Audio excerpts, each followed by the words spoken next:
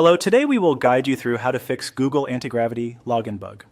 To get started, make sure you are on your desktop so you can easily access the tools and folders needed for this fix. This process involves opening a local file, making a small edit, and saving the change properly, so it helps to follow along carefully and pause if needed. Once you are on the desktop, press the Windows key and the R key at the same time. This opens the Run dialog box, which is a quick way to jump directly to a folder or location on your computer without having to browse manually through File Explorer. When the Run window appears, paste the copied text shown on your screen into that box, then press Enter. This should take you directly to the folder needed for the fix.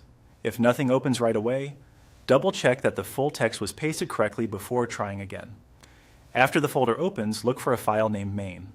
Depending on your folder settings, you may or may not see the file extension, and that is completely normal. Take a moment to make sure you have found the correct file before moving on, since this is the file you will be editing. Next, right-click on the main file to open the context menu. In that menu, choose the option to edit it with Notepad. Notepad is a simple text editor, which makes it ideal for quick changes like this without adding any unwanted formatting. With the file open in Notepad, go to the very beginning of the document. At the top of the file, paste the code displayed on your screen. Be careful to place it at the beginning exactly as shown.